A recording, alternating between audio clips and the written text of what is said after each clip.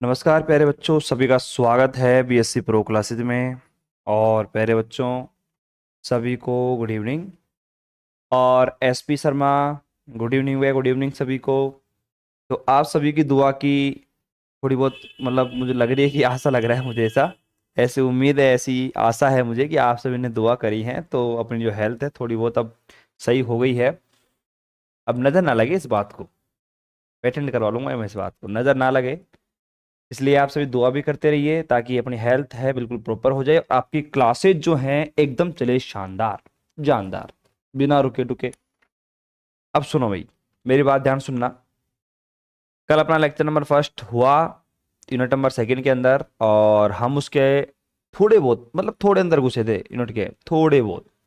आज प्रॉपर एक टॉपिक करवाएंगे, जो टॉपिक आपके एग्जाम में बिल्कुल 3 नंबर में आता है, और उस टॉपिक का नाम है श्रोडिंगर का अवकल समीकरण। मैं आपको बता दूं कि पहली जो यूनिट है ना, पहली यूनिट में इतने सारे टॉपिक अपन ने करे थे, तो उन टॉपिक्स को देखकर आपको लगा होगा कि यार पता नहीं कितने सारे टॉपिक है, कौन सा सवाल एग्जाम में आएगा कौन सा नहीं आएगा। आप एकदम कंफ्यूज हो, ठीक है। लेकिन आप अगर थोड़ा बहुत मेहनत कर लो, लास्ट ईयर के पेपर उठाओ, तो आपको पता चलेगा कि 4-5 सवाल जो हैं वो बार बार रिपीट कर रहे हैं, किसके अंदर भी, यूनिट नंबर फर्स्ट के अंदर भी। तो आपको वहां से भी आइडिया लग जाएगा। वो आइडिया मैं आपको दे दूंगा, बस थोड़ा सा पेशेंस रखो। जैसे अपना सिलेबस कंप्लीट हो जाता है, और ये आइडिया एग्जाम से पहले ही दिया जाता है, ये पहले नहीं देते हैं अपन, तो इसलिए थोड़ा पेशेंस रख लो। और जैसे ही अपना सिलेबस कंप्लीट हो जाएगा रिवीजन करवाएंगे आपका, और वहां पे फिर आपको आइडिया भी दे देंगे साथ के साथ। चलो भैया क्लास को स्टार्ट करते हैं। तो प्यारे बच्चों, अब अपना जो नया टॉपिक है उसकी हेडिंग डालो बढ़िया तरीके से, और यहाँ पे लिख दो भैया ऊपर कि 3 नंबर में ये टॉपिक आता है। श्रोडिंगर की डिफरेंशियल इक्वेशन को अपन ड्राइव करेंगे, उनको निकालेंगे और बढ़िया तरीके से सीखेंगे। ऊपर हैंड डालो बढ़िया तरीके से, श्रोडिंगर अवकल समीकरण। अवकल समीकरण वही है जो आपने सेकेंड ईयर में डिफरेंशियल इक्वेशन के नाम से एक बुक पढ़ी थी आपने, कंप्लीट वही अवकल समीकरण है ये।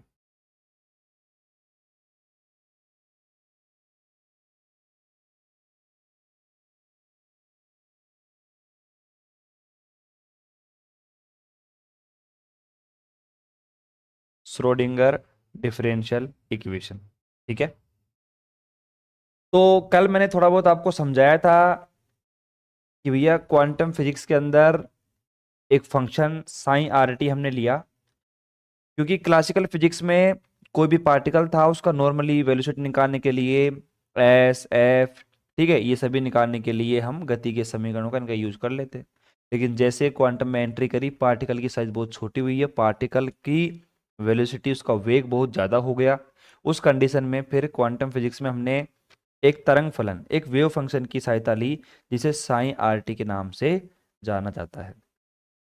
तो उसी साइन आर टी, वो आपका जो साइन आर कोमा टी जो आपका वेव फंक्शन था, उसी साइन आर टी का यूज करके, उसी अवस्था फलन या फिर वेव फंक्शन आप कह सकते हो, उसी का यूज करके आपका श्रोडिंगर जो है इसने अपनी इक्वेशन दी थी, जिसे श्रोडिंगर डिफरेंशियल इक्वेशन के नाम से जाना जाता है। वो दिक्कत किसी को, ठीक है। तो सीधा अपन मुद्दे की बात करते हैं, और यहाँ पे आप हेड डालो बढ़िया तरीके से, गणना, कैलकुलेशन।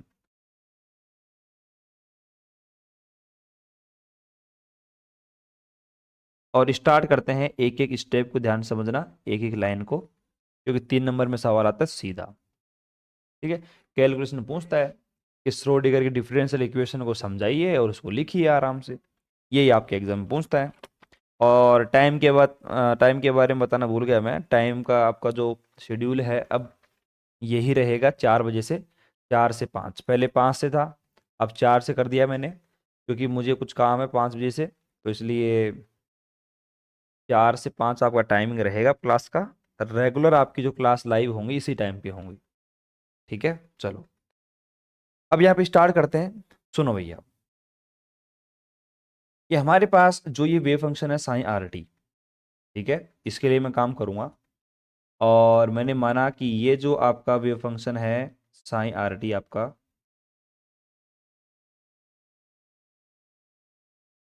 ये एक्स दिशा में, एक्स डायरेक्शन में गति कर रहा है, मूवमेंट कर रहा है, जो भी है एक्स दिशा में चल रहा है।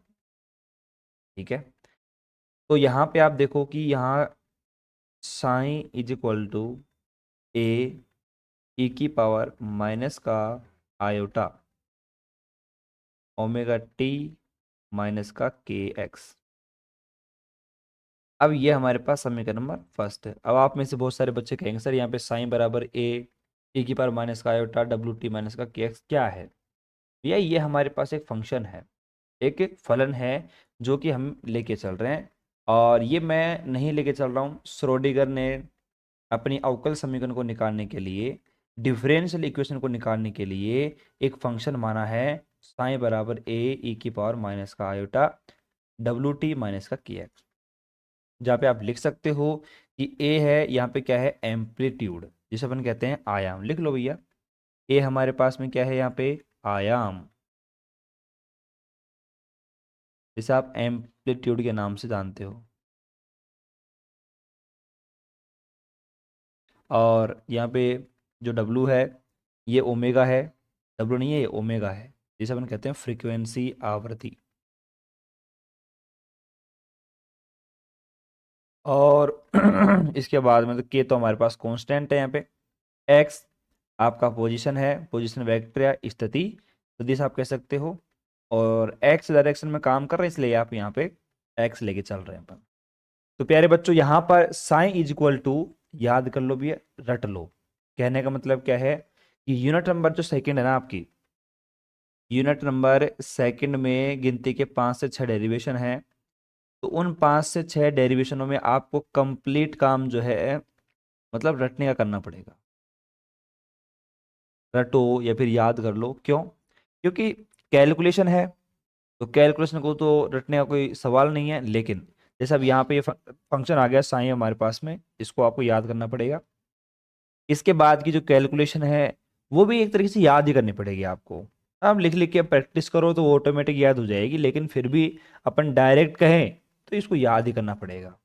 ठीक है, प्रैक्टिस के माध्यम से याद करना पड़ेगा। और थोड़ा बहुत सिंप्लीफाई मैं इस प्रकार कर सकता हूँ कि जो कैलकुलेशन है इसको जितना हो सकता है इजी वे में मैं एक्सप्लेन कर दूंगा आपको, ताकि इसकी कैलकुलेशन आपको डिफिकल्ट ना लगे, बस इतना कह सकता हूँ। तो पहले बच्चों यहाँ पे साइन बराबर ए ई की पावर माइनस का आयोटा डब्ल्यू टी माइनस का के एक्स आपने ले लिया।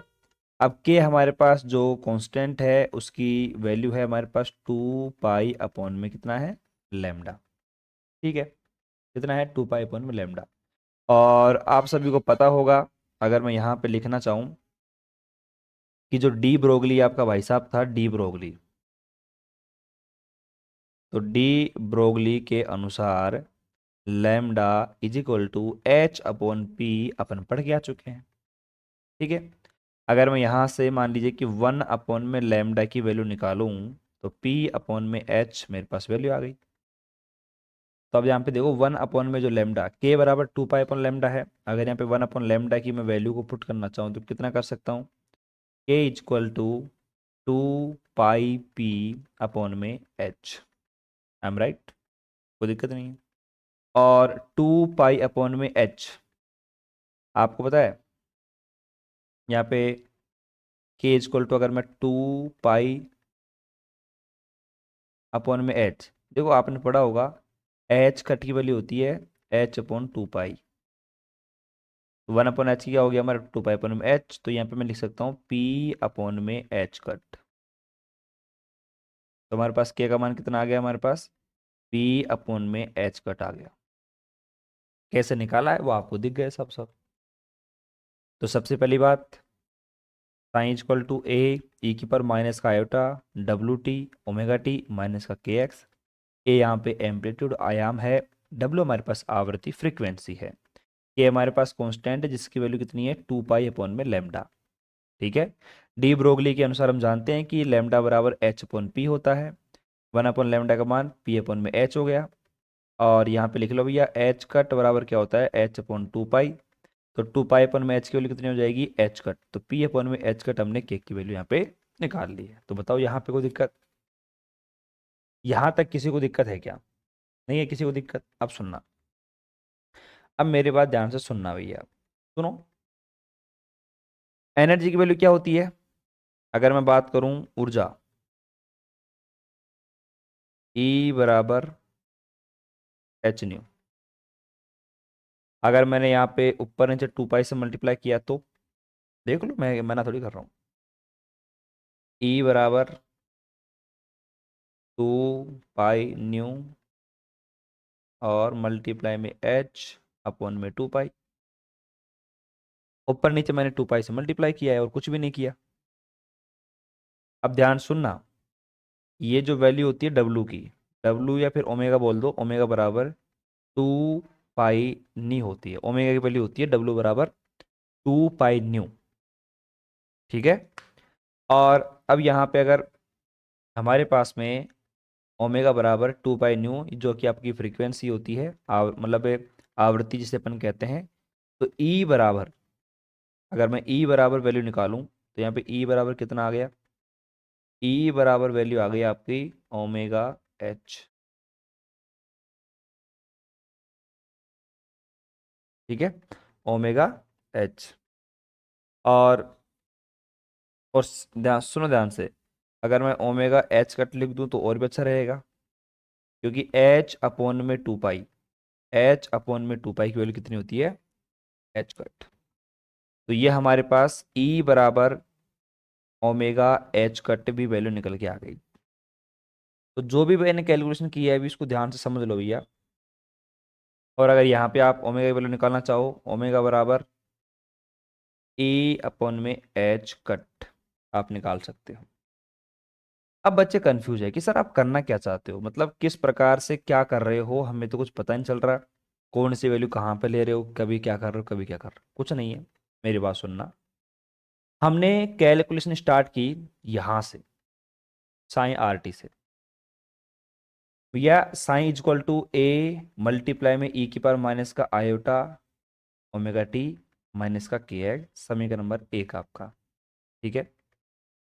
जहाँ पे ए हमारा एम्पलीट्यूड आयाम है, डब्लू हमारे पास ओमेगा फ्रीक्वेंसी आवृत्ति है, के बराबर 2 पाई में लैम्डा कॉन्स्टेंट की वैल्यू है, ठीक है। उसके बाद में थोड़ा आगे चला, आपने देखा क्या लैम्डा बराबर h/p होगा, अगर 1/लैम्डा करूंगा तो p/h हो जाएगा। यहाँ से मैंने k बराबर ये 2 पाई p/h करके, तो 2 पाई/h को क्या बोल सकते हैं, h कट बोल सकते हैं। तो k बराबर, ये समीकरण नंबर 1 है ना, इसको समीकरण नंबर आप 2 दे सकते हो, ठीक है। फिर आप बताओ उसके बाद में कहाँ गया कि भैया E बराबर क्या होता है, एच न्यू, E बराबर एच न्यू। अब मैंने क्या करा, 2 पाई से ऊपर नीचे मल्टीप्लाई कर दिया, 2 पाई न्यू/2 पाई। अब 2 पाई न्यू क्या होता है, ओमेगा बराबर होता है 2 पाई न्यू, यहाँ पे मैंने ओमेगा लिख दिया, h/2 पाई को लिख दिया मैंने यहाँ से h कट। तो E बराबर हमारे पास कितना आ गया, तो ये समीकरण नंबर 3 दे दो, और ओमेगा बराबर E/h कट समीकरण नंबर 4 दे दो। बताओ भाई, कोई दिक्कत किसी को? तो अब करना क्या है, अब हमें क्या करना है, जो हमारे पास में समीकरण नंबर 4 है, यहाँ पे क्या है, ओमेगा बराबर E/h कट, और समीकरण नंबर 2 है हमारे पास, जहाँ पे के बराबर कितना है, p/h कट। इन दोनों के मान अपन को समीकरण नंबर 1 में रखने हैं। अब बताओ क्या प्रॉब्लम थी इसके अंदर? स्टार्टिंग में आपको लग रहा होगा कि हाँ भाई क्या कर रहे हैं, पता नहीं क्या हो रहा है क्या नहीं। अब देख लो आप आराम से, के का मान निकाला और डब्ल्यू का मान निकाला, p/h कट E/h कट निकाल लो। दोनों के मान समीकरण नंबर 2 से और 4 से 1 में रखना है, फटाफट देख लो, ठीक है। तो यहां तक फटाफट फुर्ती से उतारो, किसी को कुछ समझ में नहीं आया हो। बाकी मैं बताऊं आपको सही बात, इसमें समझाने का और समझने का कुछ है भी नहीं। आप IIT वाले टीचर से पढ़ लोगे तब भी आपको वही बताएगा, क्यों? क्योंकि भैया श्रोडिंगर जो अपना साइंटिस्ट था उसने यही काम किया।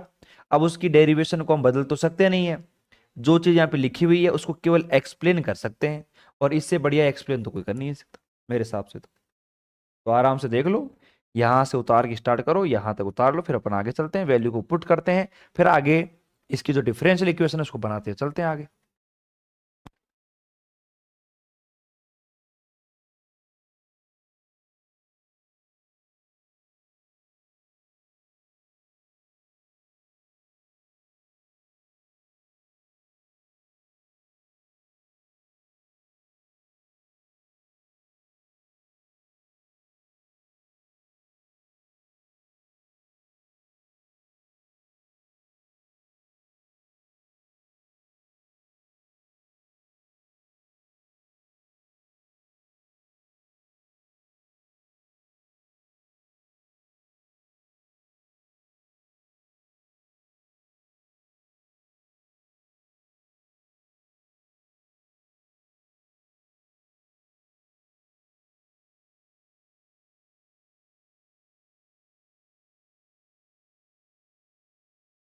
हम ये उतार लिया आराम से, और मेरे साथ साथ भी आप उतार सकते हो ना, मैं बिल्कुल वैसे धीरे धीरे लिखता हूँ, ठीक है, मेरे साथ साथ भी आप उतार सकते हो।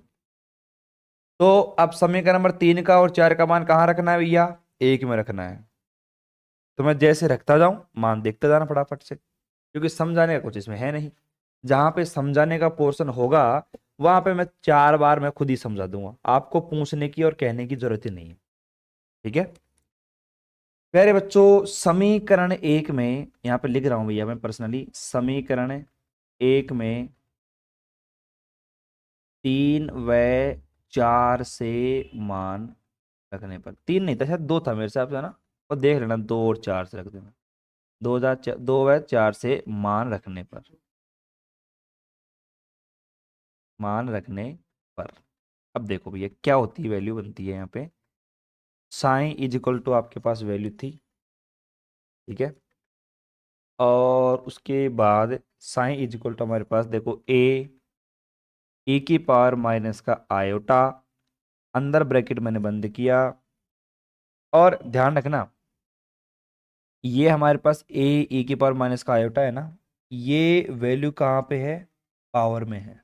कहाँ पे है, पावर में, इधर देखो, ए और फिर उसकी ई की पावर में माइनस का आयोटा, और ये हमारे पास जो वैल्यू थी, तो यहाँ पे देखो डब्ल्यू की वैल्यू रखी मैंने, कितनी आ गई हमारे पास में, ए अपॉन में एच कट मल्टीप्लाई में टी माइनस का पी एक्स, और अपॉन में कितना आएगा हमारे पास में, एच कट, ये हमने यहाँ पे वैल्यू को पुट कर दिया, देख लो। ध्यान रखना भैया, ये साइन बराबर ये इसकी पावर में है। अगर आप इसको सही तरीके से लिखना चाहो तो मैं वापस लिख देता हूँ, ए ई की पावर माइनस का ये आयोटा है, ठीक है, और ये आयोटा इसके मल्टीप्लाई में ही है, ये आयोटा मल्टीप्लाई, और ई अपॉन में एच कट मल्टीप्लाई टी, और माइनस का पी अपॉन में एच कट और मल्टीप्लाई में एक्स। सही तरीके से लिख लेना भैया, कहीं आप मान के चलो कि ये इसके साथ साथ में है, ये इसकी पावर में है, तो आप इसको अगर कैंसिल करना चाहो तो कैंसिल कर सकते हो, कर दो इसको कैंसिल, ठीक है।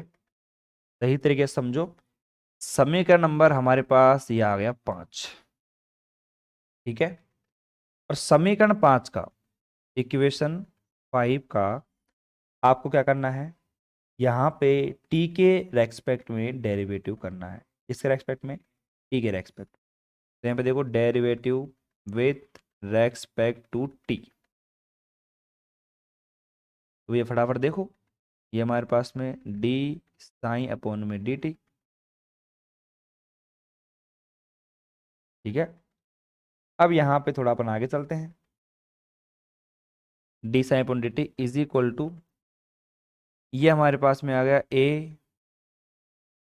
ई की पावर में माइनस का आयोटा, ठीक है, और आपको पता है भैया जहां पर आपकी टी की टर्म रहेगी, अब देखो एक काम करता हूं सुनो, आपको मैंने काफी बार बताया था और पहले भी बताया है कि जब भी अगर हमारे पास में जैसे बहुत सारे यहाँ पे वेरिएबल्स अपन दिख रहे हैं, अगर इस कंडीशन में अगर अपन को डेरिवेटिव करना होता है तो 2 प्रकार के डेरिवेटिव मैं बार बार बताता हूँ आपको, एक डेरिवेटिव होता है ये, और एक होता है ये।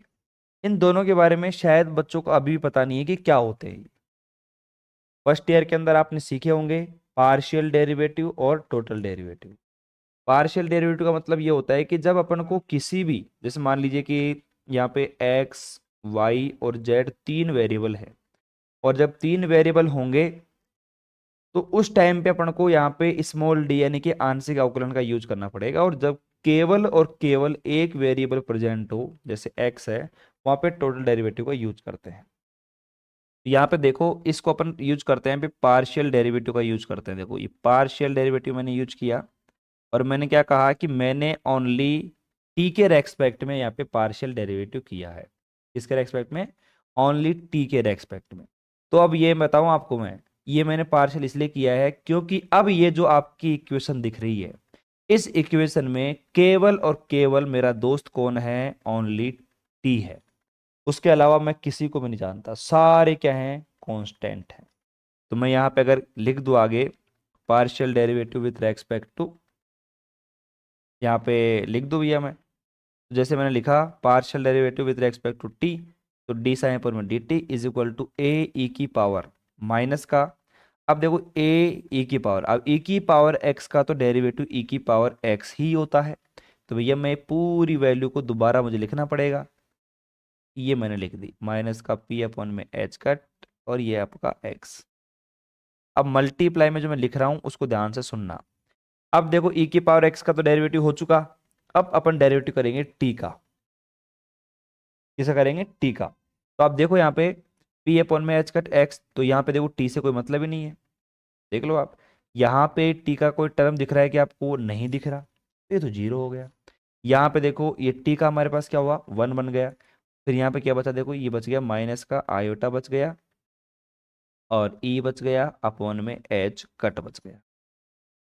तो ये ए डॉट में ई की पावर माइनस का आयोटा, ये वैल्यू और ये माइनस का आयोटा, और ये ई अपॉन में एच कट मेरे पास ऐसे के ऐसे बच चुका है। देख लो आप आराम से, किसी को लग रहा है कोई दिक्कत है तो मुझे बता सकता है, सिंपल वे में, सिंपल वे में बता सकता है भैया, ठीक है। अब उसके बाद देखो यहाँ पे जब मैं आ गया डी साइन अपॉन में डी टी, ठीक है, इज इक्वल टू, अब यहां पर आप देखो ध्यान से, ये जो पूरी वैल्यू है यहां से लेकर यहां तक, ये वैल्यू किसकी है? ये वैल्यू है साइन की। आप देख लो ऊपर साइन बराबर ए डॉट में ई की पावर माइनस का आयोटा ई एच का टी, समीकरण नंबर 5 से देखो एक बार आप, ये कंप्लीट वैल्यू किसकी है? साइन की। तो मैंने यहाँ पे लिख दिया साइन, और मल्टीप्लाई में लिख दिया यहाँ पे माइनस का आयोटा ई अपॉन में एच कट। बताओ यहां तक किसी को कोई समस्या है? भाई मैंने क्या किया, ये मैंने दो और चार का मान समीकरण नंबर एक में रखा, साइन बराबर ए डॉट में ई की पावर माइनस का आयोटा ई एच का टी मल्टी, ये यहाँ पे माइनस, अब ये बीच में देख लेना माइनस पी अपॉन में एच कट मल्टीप्लाई में एक्स, समीकरण नंबर 5 बन गया। समीकरण नंबर 5 का मैंने partial derivative with respect to T किया। मैं यहाँ पर जैसे टी के रेस्पेक्ट में पार्शियल डेरिवेटिव करता हूँ, ए डॉट में ई की पावर एक्स का ई की पावर एक्स, फिर टी का करेंगे, टी का वन हो गया, ई अपॉन में एच कट, ये माइनस का आयोटा यहाँ पे बच गया। अब आप देख लो ये पूरी जो टर्म है, इस पूरी टर्म को मैं क्या कह सकता हूँ? साइन कह सकता हूँ समीकरण नंबर 5 से। साइन मल्टीप्लाई में माइनस का आयोटा ई और अब एच कट अपने पास आ गया। कोई दिक्कत किसी को? मेरे हिसाब से नहीं होगी। अब एक काम करते हैं, सुनो, यहाँ पे ये जो साइन है, बीच में मैं लाइन खींच दूँ भैया यहाँ पे, ये मैंने लाइन खींच दी इस प्रकार। आप सोच, बिल्कुल सोचो, आराम से सोचो, कोई दिक्कत नहीं है। मैंने क्या किया, और लिखते चलो साथ साथ, ये जो हमारे पास में ई और साइन है, इनको मैंने उधर राइट हैंड साइड में रखा, और ये जो दो वैल्यू है आपकी माइनस का आयोटा एच कट की, इनको इधर लिया है, ठीक है। तो देखो क्या हुआ, इसको लेके आओगे तो देखो ये एच कट ऊपर की तरफ माइनस का आयोटा, और मल्टीप्लाई में डी साइन अपॉन में D T is equal to, ये आपका हो गया ई साइन। सही है, कोई दिक्कत ही नहीं है, ठीक है।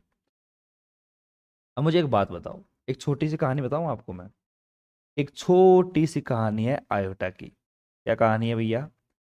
कि अगर हमारे पास वन अपॉन में आयोटा है, क्या है हमारे पास? अगर वन अपॉन में आयोटा है, तो मैं उसको लिख सकता हूं यहाँ पे माइनस का आयोटा। अब आप कहोगे सर क्यों, कैसे? सुनना मेरी बात, पूरी बात सुनना भैया, तो क्योंकि ये लॉजिक जो है बहुत बार काम आएगा, आपको परेशान करके रख देगा।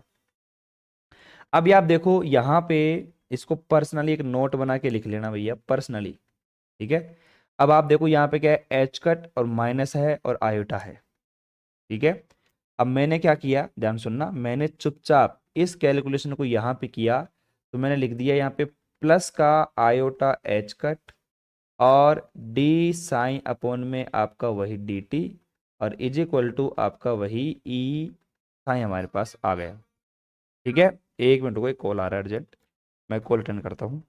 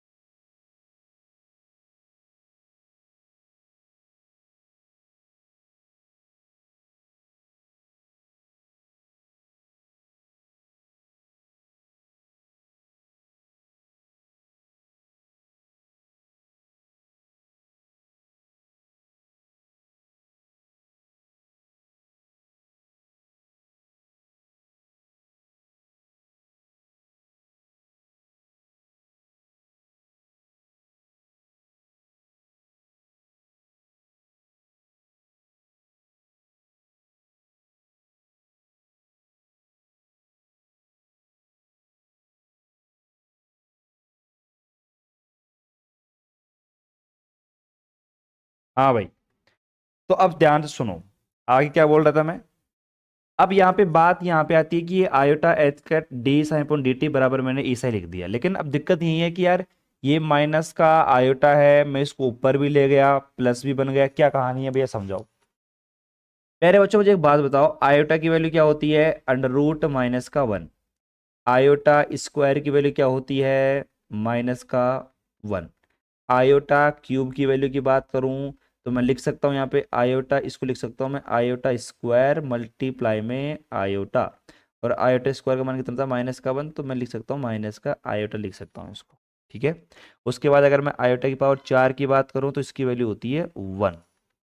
मैंने क्या किया कि यार भाई यहाँ पे एच कैप के मल्टीप्लाई में 1 तो होगा ही, तो 1 अपॉन, तो 1 की जगह मैंने क्या कर दिया, आयोटा की पावर 4 कर दिया, और अपॉन में क्या है हमारे पास में आयोटा है, एक आयोटा से यहाँ पे एक आयोटा कैंसिल, आयोटा की पावर कितनी है 3, और आयोटा की पावर 3 की वैल्यू क्या है हमारे पास, ये है माइनस का आयोटा है, कितनी भैया, माइनस का आयोटा।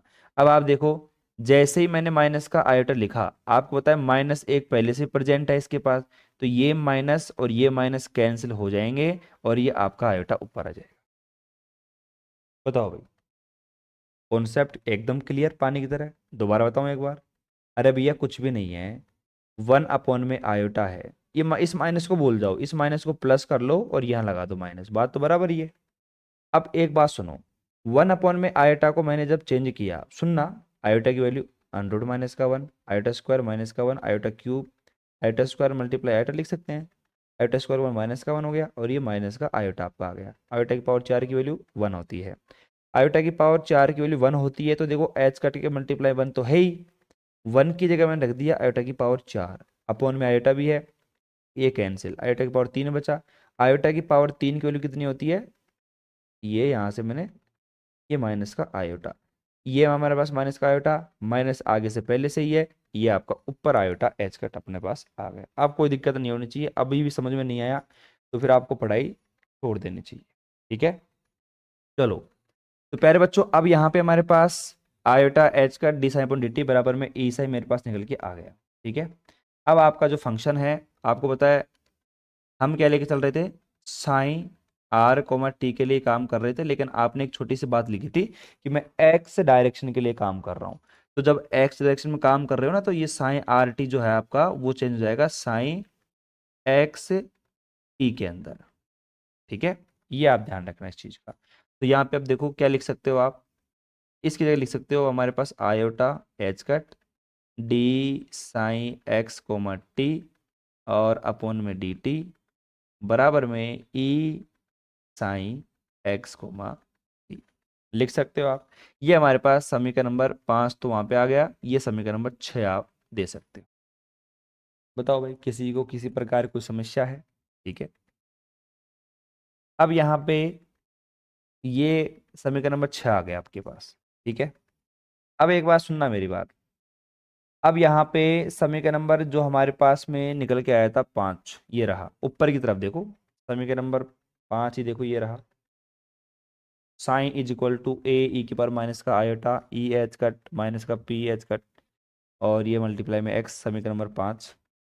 इस 5 का अभी हमने थोड़ी देर पहले क्या करा था, टी के रेस्पेक्ट में पार्शियल डेरिवेटिव किया था। क्या करा था, टी के रेस्पेक्ट में मैंने पार्शियल डेरिवेटिव करा। लेकिन अब मेरे क्या खुजाल चल रही है भैया, मैं यहाँ पे partial derivative with respect to क्या कर रहा हूँ, टी की जगह लिख रहा हूँ एक्स। अब यहाँ पे मैं क्या करता हूँ, समीकरण नंबर 5 का एक्स के रेस्पेक्ट में पार्शियल डेरिवेटिव कर देता हूँ। और जैसे ही मैंने पार्शियल डेरिवेटिव किया, देखो ध्यान से, ये मैंने यहाँ पे पार्शियल डेरिवेटिव किया तो मेरे पास कितनी वैल्यू आएगी, देखो डी साइन अपॉन में डी एक्स। ठीक है, वैल्यू आपको ऊपर दिख ही रही है, कहाँ पे, ये वैल्यू ए डॉट में। अब मैंने क्या कहा, पार्शियल डेरिवेटिव जब मैं करूंगा, आंशिक अवकलन करता हूं, तो मेरा दोस्त कौन है, अब एक्स है। एक्स के अलावा मैं किसी को भी नहीं जानता। ठीक है, अब देखो ए हमारे पास कांस्टेंट ऐसे कैसे, ई की पावर ये माइनस का आयोटा ई की पावर एक्स का, तो ई की पावर एक्स ही होगा जैसे वहां हुआ था। तो ये हमारे पास में ई एच कट मल्टीप्लाई में टी माइनस का पी अपॉन में एच कट और ये मल्टीप्लाई में हमारा एक्स, ऐसे के ऐसे। अब आपको बताया मैं किसका डेरिवेटिव करूंगा, एक्स का करूंगा। एक्स का कितना हो जाएगा, 1 हो जाएगा। ठीक है, और मेरे पास यहाँ पे वैल्यू कितनी आ जाएगी, देखो एक्स का हमारे पास 1 हो गया और ये हमारे पास माइनस माइनस प्लस और ये हो जाएगा हमारे पास आयोटा और पी अपॉन में एच कट। बताओ भाई कोई दिक्कत? मेरे हिसाब से कोई दिक्कत नहीं है। तो डी साइन पर में डी एक्स, इसका ध्यान रखना है कि मैंने पहले टी के रेस्पेक्ट में डेरिवेटिव किया था और फिर दोबारा मैं अगेन पुनः मैं लिख भी देता हूं partial with respect to x, और वो भी इक्वेशन 5 का लिख देता हूं पर्सनल में। अब ये लिख दे तो पता चल जाए, फिर बाद में बोलोगी सर किसका किया था डेरिवेटिव, पता ही नहीं चला। चलो ठीक है, अच्छी बात है।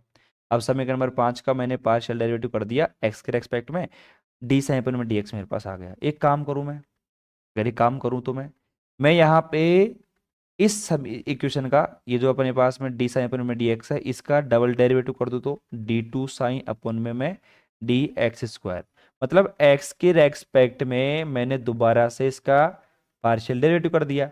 आपको पता है कुछ भी नहीं होने वाला, ए डॉट में ई की पावर माइनस का ये आयोटा ऐसे कैसे रहेगा, वही आपका ई अपॉन में एच कट और मल्टीप्लाई में टी माइनस का पी अपॉन में एच कट एक्स, सब कुछ सेम रहेगा। बस क्या होगा कि ये आयोटा पी अपॉन में एच कर जो वैल्यू आई है ये डबल हो जाएगी, इसका स्क्वायर कर देंगे और क्या फर्क पड़ेगा, इससे ज़्यादा और कुछ फर्क नहीं पड़ने वाला है। ठीक है, अब अगर मैं एक छोटी सी बात यहाँ पे लिख दूँ चुपचाप, नाराज तो आप नहीं होंगे वैसे मुझे पता है। ये देखो डी टू साइन अपॉन में d x square is equal to, अब ये जो वैल्यू है ए ई की पावर में यहाँ से लेकर यहाँ तक ये किसकी वैल्यू है, साइन की वैल्यू है। साइन मल्टीप्लाई में वही आपका आई पी अपॉन में एच कट का होल स्क्वायर मेरे पास निकल के आ रहा है। अब इसको अब मैं पर्सनली भी नाम दे सकता हूँ, कोई सा भी समीकरण आप दे सकते हो नाम। यहाँ पे मैं नाम दे दूँ इसको समीकरण नंबर 7, यहाँ तक उतारो फिर उसके बाद आगे चलते हैं। मैं एक बार अगर दोबारा भी समझाऊं तो समझा सकता हूं प्यारे बच्चों। समीकरण नंबर 5 था, 5 का टी के रेस्पेक्ट में पार्शियल डेरिवेटिव किया, आराम से सीखा हमने, उसके बाद यहां तक वैल्यू निकाली, ये हमारे पास समीकरण नंबर 6 आया। समीकरण नंबर 6 को मत भूल जाना, समीकरण नंबर 6 मेरे पास ये आ गया। उसके बाद समीकरण नंबर 5 का मैंने दोबारा एक्स के रेस्पेक्ट में पार्शियल डेरिवेटिव किया, डी साइन में डी एक्स आ गया। यहाँ पे मैंने वैल्यू निकाली, फिर डबल डेरिवेटिव निकाला, मेरे पास ये वैल्यू आ गई। तो d2 साइन अपॉन में dx स्क्वायर की वैल्यू हमारे पास साइन मल्टीप्लाई में IP अपॉन में एच कट का होल स्क्वायर, समीकरण नंबर 7 मेरे पास आ गया। अब क्या करूंगा मैं, वही हमारे पास जैसे हमने समीकरण नंबर 6 में वैल्यू निकाली थी, मतलब ये जो कुछ प्रकार थोड़ा बहुत जो भी इधर उधर करके मामला सेट करना पड़ेगा अपन को। साइन की वैल्यू पी की वैल्यू एक तरफ रख के जैसा भी करेंगे वो कर देंगे, और ये आयोटा एच कट का ट्रांसफर इधर करना पड़ेगा तो कर देंगे। फटाफट करो भैया, इसको उतार लो, फिर मैं आगे चलता हूँ। यहाँ तक उतार के डन कर दो। आपको कोई समस्या है, प्रॉब्लम है तो कमेंट कर सकते हो, बाकी मुझे लगता नहीं है। एक एक स्टेप को मैं समझा रहा हूँ बिल्कुल प्रॉपर तरीके से। क्यों? क्योंकि भैया ये 3 नंबर में एग्जाम में आता है, 3 नंबर के अंदर एग्जाम में टपक जाता है, फिर आप कहते हो गुरुजी समझ में नहीं आया। वो बड़ी बात है।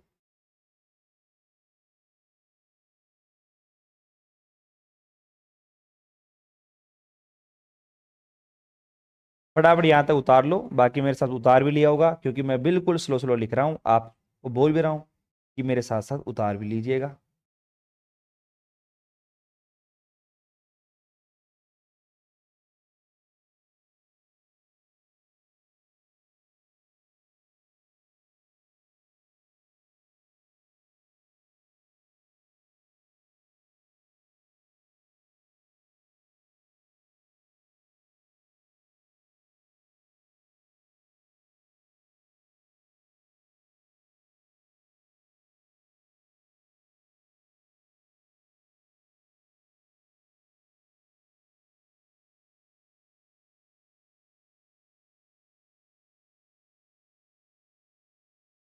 चलो भाई, उतार लिया होगा। फटाफट से अपन आगे चलते हैं। समीकरण नंबर 7 का थोड़ा ध्यान रखना, हम क्या करेंगे क्या नहीं करेंगे, ज्यादा कुछ नहीं करेंगे, थोड़ा बहुत ध्यान रखना। समीकरण नंबर 6 का 7 का ध्यान रखना। चलो अब थोड़ा मैं आगे चलता हूँ, और ये बिल्कुल आप फोकस रखिएगा।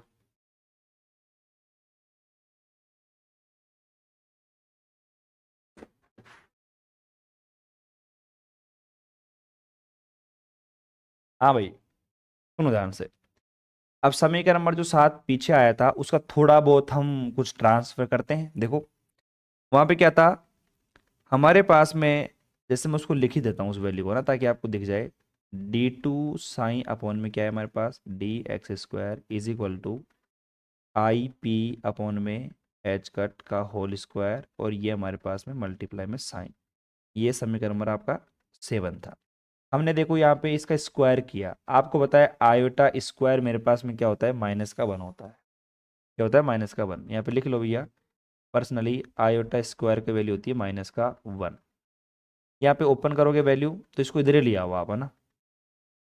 एच कट आएगा, माइनस को साथ लेके आएगा क्योंकि ये आयोटा वाला है। माइनस का iota h cut, d2 sign upon में dx स्क्वायर, और इधर क्या बच गया हमारे पास, देखो पी स्क्वायर, और एच कट स्क्वायर भी आएगा ना क्योंकि यहाँ पे स्क्वायर हो रहा है तो इसका भी आएगा स्क्वायर, और पी स्क्वायर मल्टीप्लाई में आपका साइन। ठीक है। अब आप उसी फॉर्म में लिख देना भैया, हमारे पास जो वैल्यू है कि साइन हमारे पास किसकी फॉर्म में है, साइन एक्स कोमा टी की फॉर्म में है। ठीक है, क्योंकि एक्स डायरेक्शन में मैं काम कर रहा हूँ। तो यहाँ पे देखो माइनस का एच कट स्क्वायर, और d2 साइन हमारे पास में एक्स कोमा टी, और अपॉन में ये आपका dx square is equal to p square multiply में साइन एक्स कोमा टी। ठीक है। अब क्या करेंगे, ये समीकरण नंबर 8 नाम दे दो। अब समीकरण नंबर 8 और जो पीछे मैंने नाम दिया था समीकरण नंबर 6 को, उनको आप आपस में क्या करो भैया इनकी वैल्यूज को आप आपस में पुट करेंगे। लेकिन उससे पहले ये समीकरण नंबर जो 8 आया है इसमें थोड़ी बहुत कारस्तानी अपन को और करनी पड़ेगी। क्या करनी पड़ेगी, ध्यान सुनना। यदि हमारे पास कण का वेग, अब ऐसा मैं नहीं कह रहा हूं, ऐसा कह रहा है श्रोडिंगर। क्या कह रहा है वो, कि हमारे पास कोई पार्टिकल है, मान लीजिए कोई कण है। ठीक है, कोई पार्टिकल मेरे पास में है, उस कण का जो वेग है बहुत ज्यादा कम है, बहुत बहुत कम। मतलब जैसे कोई पार्टिकल है, उसकी वेलोसिटी, आपकी लाइट की वेलोसिटी कौन सी है, प्रकाश का वेग c, उससे बहुत बहुत बहुत कम है। ठीक है। तो उस कंडीशन में जो टोटल एनर्जी है, जैसे मान लो कि E है हमारे पास, E बराबर काइनेटिक एनर्जी प्लस में पोटेंशियल एनर्जी है हमारे पास। ठीक है। तो हमारे पास देखो E बराबर, अगर मैं लिखूं तो पी स्क्वायर अपॉन में 2m, और प्लस में वी एक्स कोमा टी, इस फॉर्म में लिखा मैंने। सुनना ध्यान से, ये श्रोडिंगर नाम का साइंटिस्ट जो है कुछ और कहानी के मतलब बना रहा है, अभी देखे क्या कह रहा है ये। तो E बराबर पी स्क्वायर अपॉन में 2m प्लस का वी एक्स टी, ये टोटल एनर्जी को शो करते हैं अपन इस प्रकार से। अब उसके बाद इन्होंने क्या किया कि भैया दोनों तरफ जो है ना आप साइन को अप्लाई करो। अब यार मैंने कहा चलो आप कह रहे हो तो कर देते हैं। अब यहाँ पे हमने दोनों तरफ साइन को अप्लाई भी कर दिया। ये हो गया हमारे पास में e sign is equal to, ये हो गया पी स्क्वायर और ये 2m, ये साइन प्लस में ये वी एक्स कोमा टी, और ये मल्टीप्लाई में आपका साइन निकल के आ गया। बताओ कोई दिक्कत है क्या? मतलब यहाँ तक मैंने बना दिया इस फॉर्मूले को, अच्छी बात है। अब समीकरण नंबर जो हमारे पास में ये हमारे पास में आया, देखो एक तो हमारे पास में ये रहा समीकरण नंबर आपको 8 दिख रहा है, और समीकरण नंबर 8 की वैल्यू हमारे पास क्या है, P square sine x T. अब अगर आप समीकरण नंबर 8 को नॉर्मली कैसे लिख सकते हो, अगर मैं यहाँ पे लिखना चाहूँ तो इक्वेशन 8 की वैल्यू को माइनस का एच कट स्क्वायर मल्टीप्लाई में डी टू साइन अपॉन में डी एक्स स्क्वायर, यहाँ पे आप एक्स कोमा टी और is equal to p square psi भी लिख सकते हो। इस समीकरण नंबर 8 की वैल्यू को आप इस प्रकार भी लिख सकते हो क्या, आराम से लिख सकते हो मेरे हिसाब से। और समीकरण नंबर 8 ये 9 दे दो इसको नाम। अब एक काम करो, समीकरण नंबर 8 को देखो, यहाँ पे पी स्क्वायर साइन, ये पी स्क्वायर साइन आपको वैल्यू दिख रही है, अरे दिख रही है क्या? और समीकरण नंबर 6 जो पीछे अपन ने निकाला था याद करो, उसमें हमारे पास जो वैल्यू थी वो किसकी थी, ई साइन की वैल्यू थी। तो यहाँ पे मैं लिख रहा हूँ भैया प्रॉपर तरीके से, समीकरण 8 व 6 से 9 में वैल्यू पुट करने पर, अब आप देख लो समीकरण नंबर 6 में जो ई साइन की वैल्यू थी उसको अपन यहाँ पे एलएचएस में पुट कर देंगे। यहाँ पे पी स्क्वायर साइन है, इसका जो मान है समीकरण नंबर 8 से पुट कर देंगे, और v x t multiply psi है, ये तो ऐसे कैसे रहने दो, मस्त रहने दो, इसको तो कोई दिक्कत ही नहीं है। ठीक है, तो अब यहाँ पे जैसे मैंने वैल्यू पुट करी, ध्यान देना क्या क्या वैल्यू आएगी। जैसे मैंने ई साइन की वैल्यू को पुट किया, मेरे पास यहाँ पे आ गया देखो iota h cut d sign upon में डी टी, और यहाँ पे x कोमा टी मेरे पास में आ गया इज इक्वल टू। अब यहाँ पे आप देखो ये जो पी स्क्वायर साइन की वैल्यू है आपके सामने ही है, देखो माइनस का h cut square multiply d two psi हमारे पास x कोमा टी, और अपॉन में हमारे पास क्या है डी एक्स स्क्वायर, और अपॉन में याद रखना ये 2m भी है, तो यहाँ 2m को भूल जाओ। तो ये अपॉन में हमारे पास 2m भी है, इसको मत भूल जाना, ये इस फॉर्मूले के अंदर ही है, इसकी वैल्यू आ गई। और प्लस में आपका v x comma t multiply में साइन। अब देख लो भैया कंप्लीट वैल्यू आपको मैंने यहाँ पे बता दी है, देख लो आराम से, किसी को कोई दिक्कत भी नहीं है। ठीक है, अब ये हमारे पास में समीकरण नंबर क्या आ गया, 10 आ गया। समीकरण नंबर क्या आ गया हमारे पास, 10। और समीकरण नंबर जो 10 है ना, 10 ये आपका श्रोडिंगर का टाइम डिपेंडेंट डिफरेंशियल इक्वेशन कहलाता है, जिसको अगर हिंदी में कहें तो काल आश्रित अवकल समीकरण कहलाता है। समीकरण नंबर 10 जो है श्रोडिंगर की Schrodinger time dependent differential equation कहलाता है, काल आश्रित अवकल समीकरण कहलाता है। किसमें, अगर ये मैं लिखना चाहूँ ये है 1D में। अब कई बच्चे कह रहे हैं गुरुजी 1D का पता कहाँ चला, अरे एक बात बताओ भैया, ये आपका x, ये आपका y, ये आपका z, जिस इक्वेशन में अगर मैं केवल x की बात करूंगा वहां पे 1D की बात करेंगे, जहां पे x और y की बात करेंगे वहां पे 2D, और जहां पे तीनों की बात करेंगे वहां पे 3D। तो यहाँ पे बताओ किसकी बात कर रहे हैं अपन, x की बात कर रहे हैं, तो ये 1D में हो जाएगा। अगर आप इसको 3D में लिखना चाहो तो यहाँ पे जो ये वैल्यू है साइन एक्स टी, वहाँ पे x की जगह r पुट कर दो, और नीचे हमारे पास dx है ना, तो x y z तीनों की वैल्यू पुट करनी पड़ेगी, ये आपका 3D बन जाएगा। ठीक है, तो प्यारे बच्चों यहाँ तक आराम से उतारो, कोई समस्या प्रॉब्लम है तो मुझे बताओ भैया, फिर अपन कल की जो क्लास रहेगी उसके अंदर नेक्स्ट जो हमारे पास में, ये तो कौन सा है, श्रोडिंगर टाइम डिपेंडेंट, काल आश्रित, मैं लिख भी देता हूं, काल आश्रित अवकल समीकरण, अवकल समीकरण टाइम डिपेंडेंट। अब जो कल पढ़ेंगे वो टाइम इंडिपेंडेंट रहेगा, और सबसे ज्यादा इंपॉर्टेंट है वो टाइम इंडिपेंडेंट है, मतलब जिसके अंदर टाइम का कोई रोल ही नहीं है। हम वहां पे टाइम को हटा देंगे, जैसे टी था ना, ये टी, इस टी को वहां पे गायब कर देंगे अपन, टाइम का वहां पे कोई रोल नहीं रहेगा।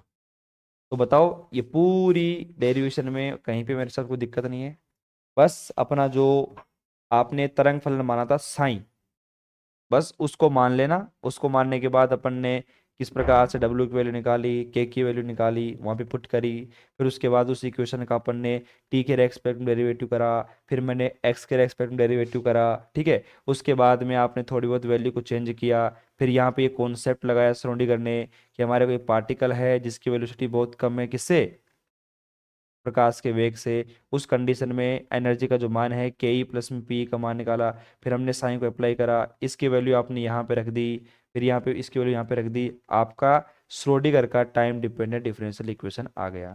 और क्वांटम की सबसे बड़ी खोज है ना, वो इसका सेकंड पार्ट जो आएगा ना, टाइम इंडिपेंडेंट, वो है सबसे मजेदार और सबसे ज्यादा एग्जाम में आने वाला पॉइंट, वो है। लेकिन उससे पहले ये तो समझना जरूरी था, इसको पहले समझना जरूरी था। तो प्यारे बच्चों, आज की क्लास में इतना ही। कोई डाउट है तो कमेंट करो आराम से, मैं बैठा हूँ आपकी कमेंट पढ़ रहा हूँ, फिर मैं कल पढ़ाऊंगा। चलो भैया, धन्यवाद।